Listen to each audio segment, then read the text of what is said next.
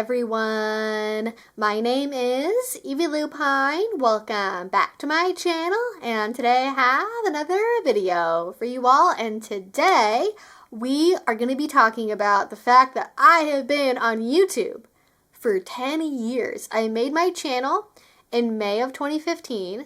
I started in the kink community like very end of February, beginning of March of 2015. And it's also going to be my birthday on July 5th. And I believe I posted my first YouTube video in and around my birthday 10 years ago, also in July. So to celebrate this, I am doing a little AMA about my journey, the kink community, whatever random stuff y'all want me to talk about. And I got so many questions I asked very last minute, and I had a flood of people who wanted to know stuff. So I believe I'm going to do a part 2 for Patreon where I go over some of the spicier stuff because I want to answer everything as completely as I can. But sometimes YouTube does not like it when I answer or talk about certain kinks. So if I don't answer yours, it might be in the part 2 on Patreon, but we're going to go ahead and get into it because we have so many. I'm going to begin with a couple here from YouTube because I did a post on my community tab that hardly anyone sees on YouTube, and then we're going to go over to Instagram and answer a couple from there. So here is the first one. I'm just going to keep everything anonymous. Ooh, this is a good one. Do you think that there's going to be any new big kinks that are going to appear in the kink scene? Like a kink that hasn't been fully developed yet or is still quite obscure that is going to blow up in popularity and shoot to the forefront, even if just for a brief while. Oh, this is very much what do people from the 1950s in the future is going to be like kind of question. We're all going to be able to hose down our houses. So it's hard for me to totally make something up that doesn't exist because there are so many different niche kinks out there. I think it will probably be roleplay related. I feel like we've sort of exhausted every possible different way of causing the human body pain. So I don't think we're going to invent a new technology for inflicting sadomasochism onto people. We might see maybe more DIY 3D printed stuff. People sharing. I'm sure this already happens, but 3D printing is not, I think, as widespread as it'll end up being. So I think we're going to see more people sharing 3D printing files and people making their own 3D printed clamps and things like that. But as far as roleplay stuff goes, I think we're going to see more niche forms of pet play. And I think clown roleplay is probably the most immediate thing that it's primed. It's I see it a little more every year, and I see more people doing it, and I think it's going to take off. Because I think we're in an era where we really need some silliness. I think we need that joviality that we associate with clowns. I think the tide is turning on people's opinions about clowns, and I think it's going to have a moment in the next 2 to 3 years. Clown roleplay is going to be freaking everywhere. And I think we're going to see more with pet play. Because first, kitten play was really having a moment. And now puppy play is really having a moment. I think 2027, it's going to be pony girl, pony boy summer. And then maybe another couple years after that, it'll be something really niche. It'll be raccoons or foxes or dragons or something like that. So that's what I think is going to happen. That maybe is kind of a boring answer, but that's what I can see with my vision in front of me of how I see the kink community going. All right, so here is another one. I would love to know some kinks you yourself have dipped your toes into and what your experience was, or did you always know that you were into one specific one? Today's also my birthday. Oh, also happy birthday. I definitely have a lot of kinks. I started with primal play as my core identity, though I didn't really start exploring that in a practical way physically until quite a bit later. But pet play was my first really big kink. And did I always know I was into that? No. I've talked before about how I was this embarrassing high schooler who with her high school boyfriend we exchanged dog collars and we'd put them on at school and wear them around. Should have been a sign. Did not know that pet play was a thing. Thought that BDSM was something you just did as a fantasy role play maybe written erotica deal, but you don't really do it in real life. No one actually does it for realsies. You just like talk about doing it. And then I discovered the BDSM test and like people on YouTube talking about kink, and I was like, oh, people do this for real. Oh my goodness, you can pretend to be a dog. You can pretend to be an animal. Why didn't anyone tell me about this sooner? And I was amazed because I always loved doing imagination play. I was the kid in the neighborhood who like made all the other neighborhood kids like be in a pack together. That was me. So it was clearly my thing from the very beginning.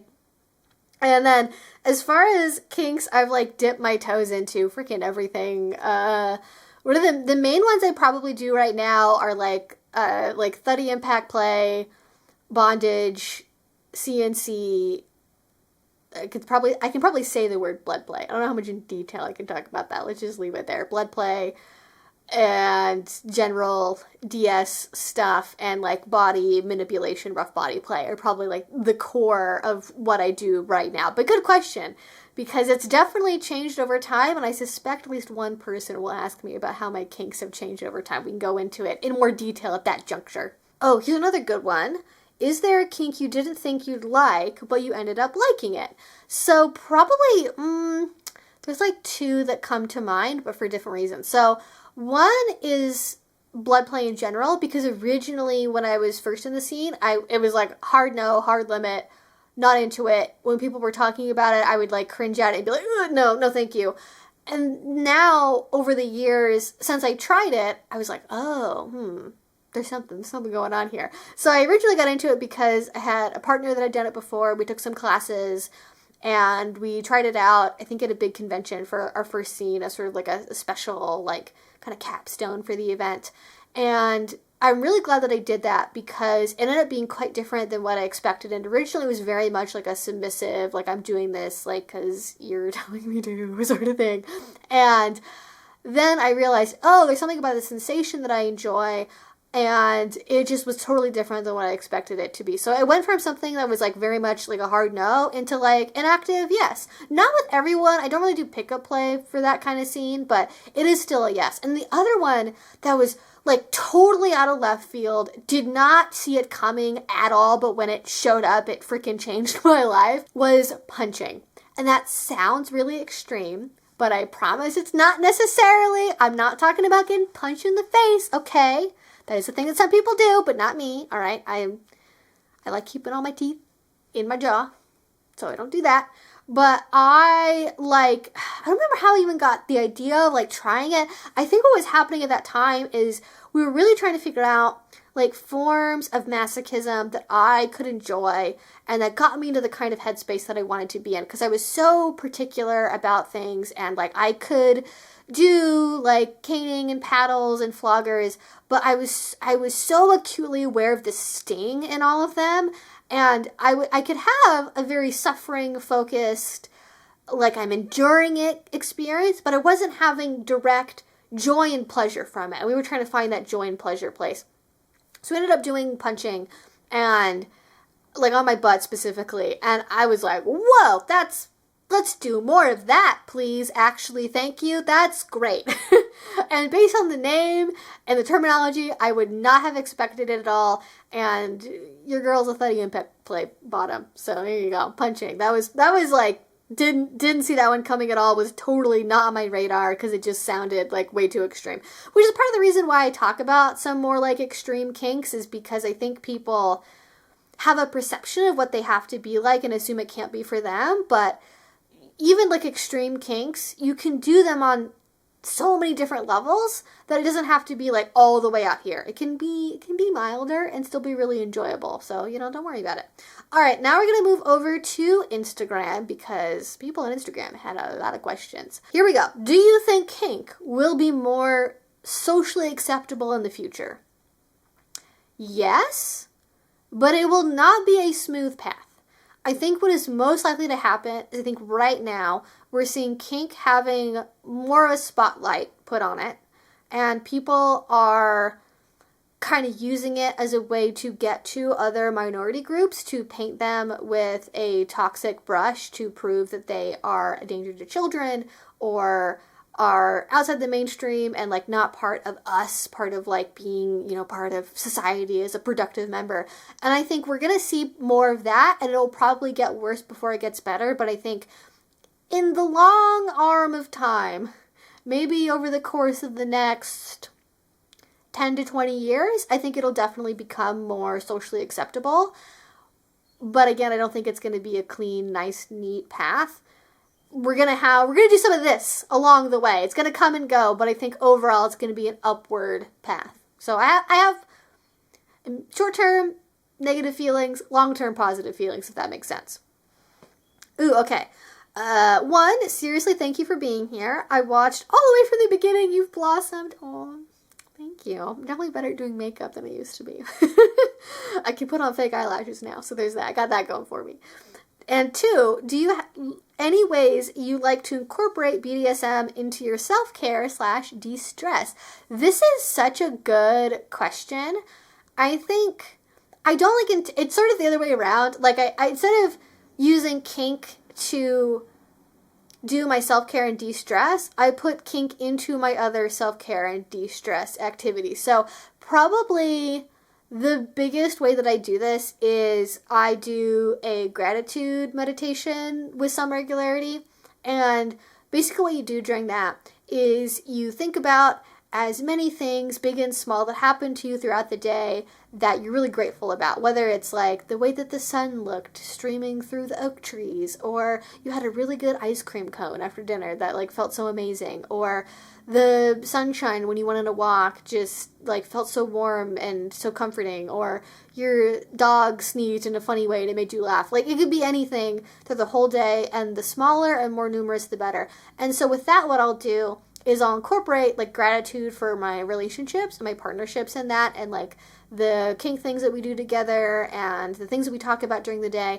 And it's sort of like centering my relationships, especially the ones that involve DS, in a way that I think keeps me mindful of that connection and just reinforces those like DS-y feelings, if that makes sense. And like I think being grateful for your partners as part of your day-to-day is really nice to do. So that's probably the main thing that I do. And if you haven't tried it before, I recommend it. I'm like, other kinds of meditation can be hit or miss for me, but something about a nightly gratitude meditation just makes me feel so much better about my whole day, and like it gets me so relaxed for bed. So I just like recommend that as like an overall thing. How has your relationship to kink changed over your last decade in the scene / online? Oh, so many ways. It's like hard to encapsulate all of it. I think definitely the pandemic was a really big change.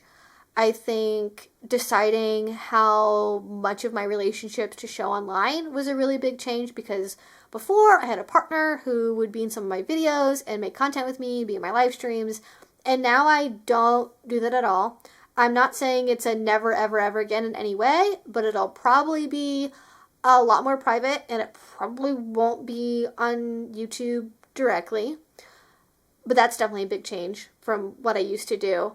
And I think probably in terms of my overall like kink landscape is a lot broader than it used to be. Like originally I was very much, I'm a submissive, I'm a puppy player, that's what I do, and I presented myself in one very specific way, especially on the internet. And now my kink world is just so much bigger than that, and I would say my focus has changed from kind of like traditional structured DS relationships with pet play into kind of like primal play CNC, if we're being entirely honest. So like they're very much related flavors, but like I think it's like I haven't been approaching it the same way for the last like couple of years as I did from the beginning, and I definitely have a lot more like switchiness than I did at the very start. And I definitely feel a lot more comfortable exploring and expressing my sadism with partners, whereas before there was very much in like a locked box that I did not really ever let out, except for in very, very specific ways. Whereas now it's more incorporated into my relationships and like what I talk about. And that's actually been a really big relief to just be able to be my like whole complete self all of the time. And I also think I understand myself a lot better and like what I'm looking for. And I think part of my shift, like pet play is still very much a part of my dynamics, but it's not like the main focus and it's not necessarily the only thing that I do, but it is still a flavor in there. But again, it's a flavor in there. It's not like the sole thing or the only thing. Not that pet play ever really was the only thing that I did, but like the percentage of it in my life has like decreased, even if it's still there. You know what I mean? Yeah, it's very different. A lot more pickup play than I used to do. A lot more solo travel. I think, oh, that's a big one. A lot of solo travel for stuff. I used to only ever go to things with one specific partner, and I think that caused people to look at me differently and approach me differently because I was very much read as like collared submissive in a relationship, do not approach. And now I go to a lot more events on my own, and I think that just leads to different outcomes. And especially being somebody who's also an educator and goes to more events to teach now than just socialize, that also makes a big difference. And speaking of teaching and going to events, I actually got a couple of questions that were along the lines of, have you considered applying to speak at more kink-oriented conventions? And I think one person specifically asked me about teaching in Canada. So here's my answer on that.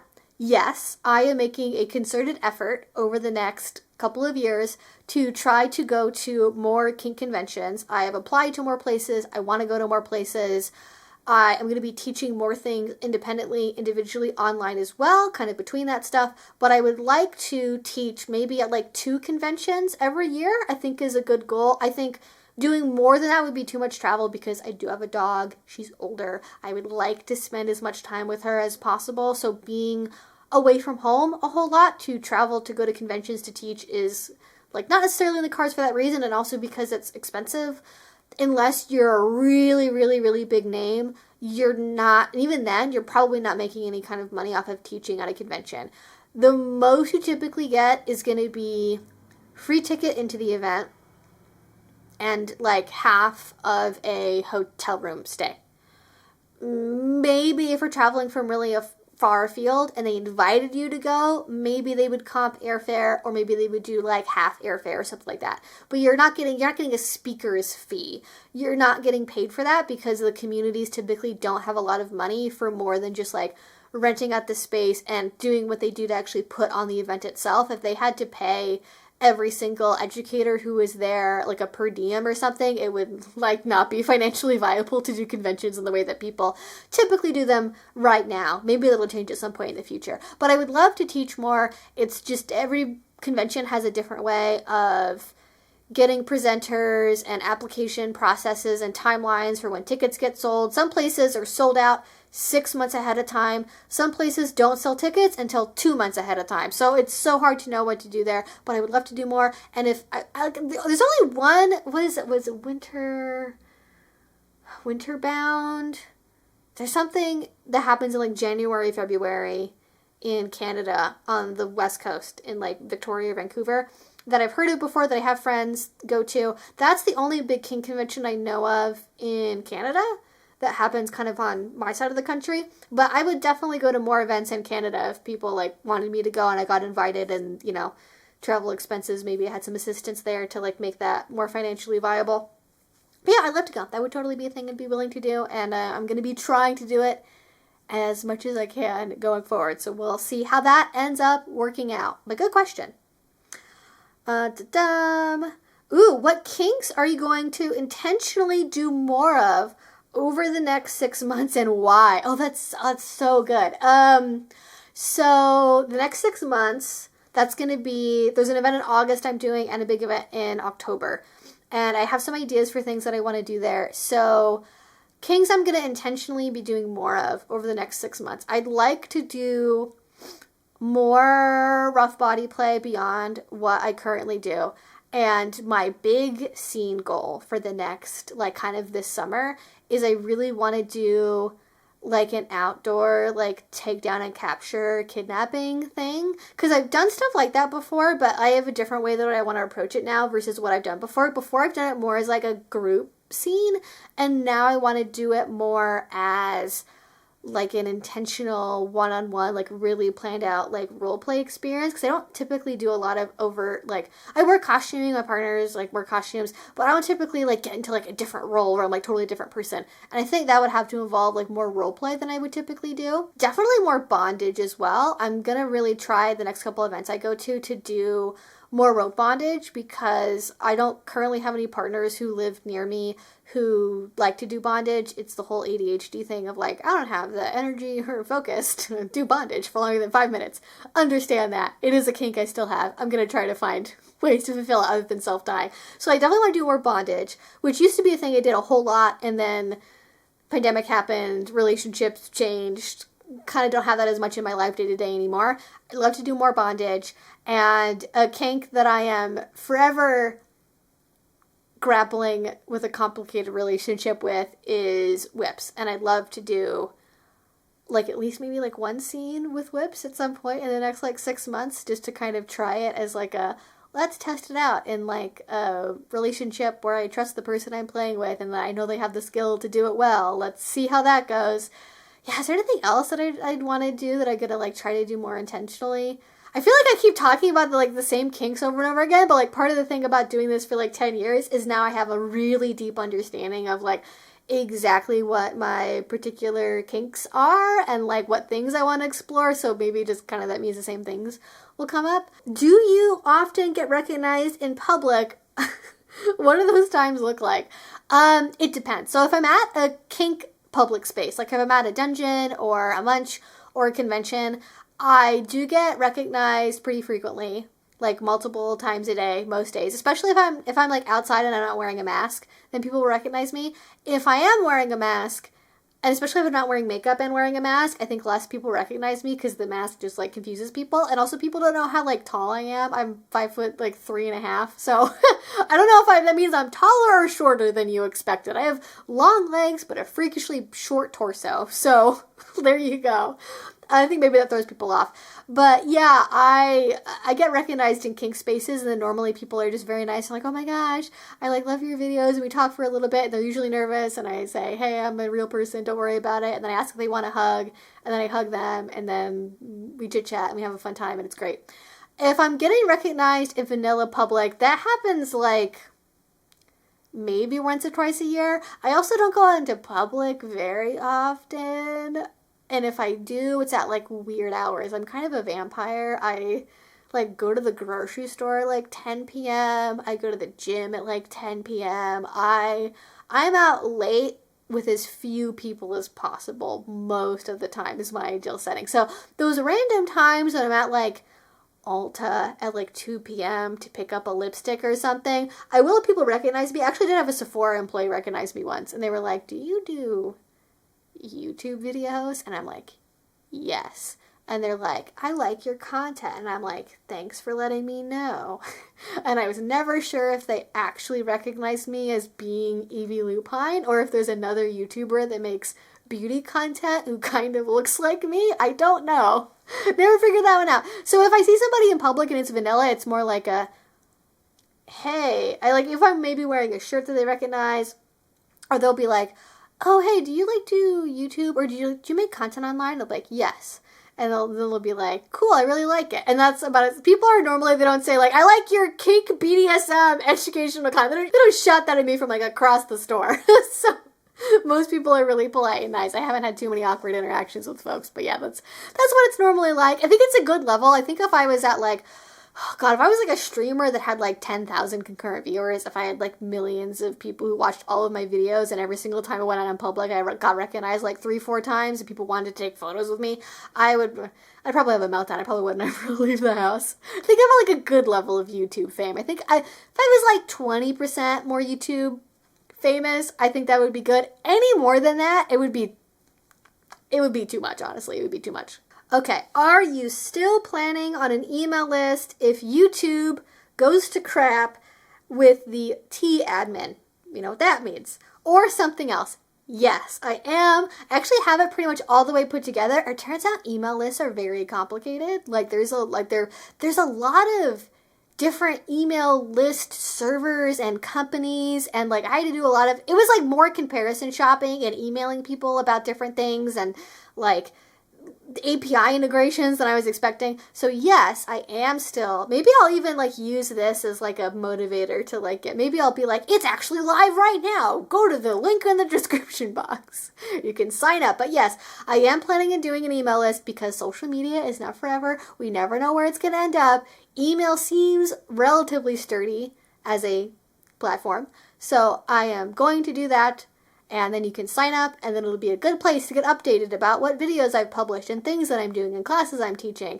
And then you can go to that. You can keep up. So if YouTube one day is like, unsubscribe, you can be like, oh, hey, she published a video that I could go watch, or here's a live stream that I missed, or something on Patreon, or whatever. Haven't quite figured out what I'm going to use it for. It will not be spam. But yes, it's going to happen. It is a thing because you never know where things are going to end up. And on that note, I think last question I have time for today, there's so many other good questions I wish I could answer, but I'm making myself not make this 45 minutes long. So I'm going to end on one last question, which is, what stands out as the biggest differences in the kink scene in the last 10 years or between 10 years ago and now? So online stuff is probably the individual biggest thing I could think about, because 10 years ago, there were internet forums, there was FetLife, there were FetLife groups, that was definitely a thing, but we didn't have Zoom, we didn't have online education, online conferences, we didn't have any of that stuff. Even like online coaching for kink was really not so much a thing at that point. There were people who did YouTube, but like not very many. We didn't have like educational content creators on like Instagram were not around. TikTok was not even a thing yet. There were like onesies and twosies here and there on different social media platforms, but not to the level that we currently see it. And I think that's made a really, really big difference to the community. I think largely in a positive way, to where now, even if you can't attend things in person, you know, maybe because of where you live or you have like a physical disability or whatever, you can now join virtually several different whole online conferences or individual online classes. You can watch videos about all different kinds of subjects, not just the ones that I make, but like tutorial videos, and you can join like coaching sessions, and there's so many, even like online munches too, online discussion groups. So that way, if you like want to know about something but it's not really a thing in your local area, you don't have to wait for somebody to like come by to happen to teach it, or meet somebody on FetLife who can DM about it. Like you just have more things you can do.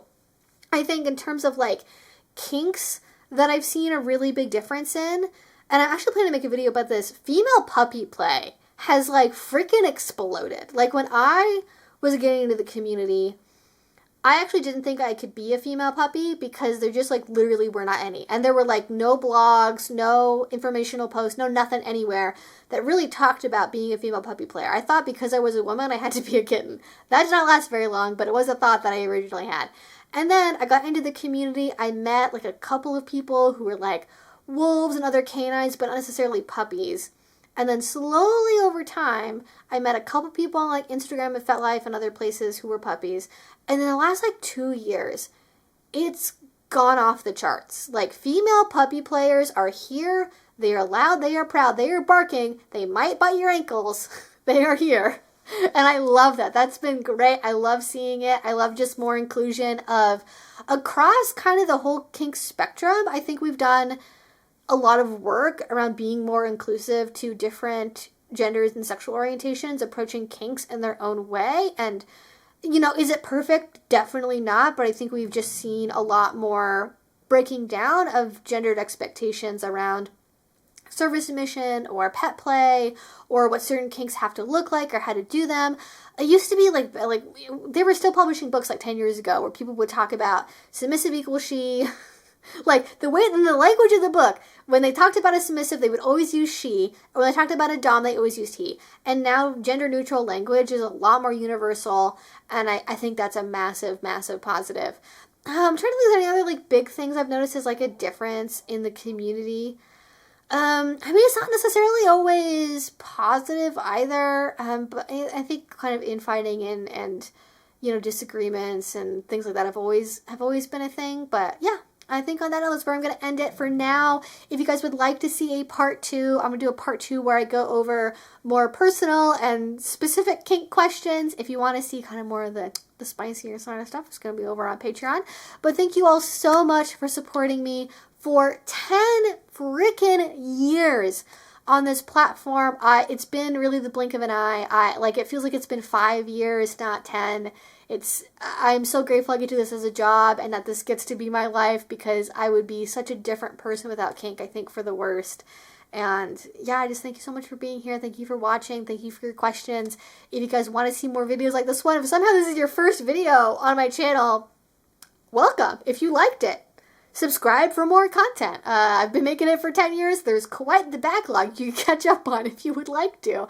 I am planning to do kind of more remakes of some older videos. That's always in the pipeline, but new things are always capturing my attention, so going back and remaking old stuff is always kind of on the back burner. But yeah, that's going to be it for today, guys. Thank you all so much once again. If you like this, please do subscribe. If you really want to support what I do, you can go over to my Patreon. That'll be linked down below. If you do already support me there, thank you so much. It means the absolute world to me. And until I see you all next time, I hope you have a great rest of your day and a great rest of your week. Bye-bye.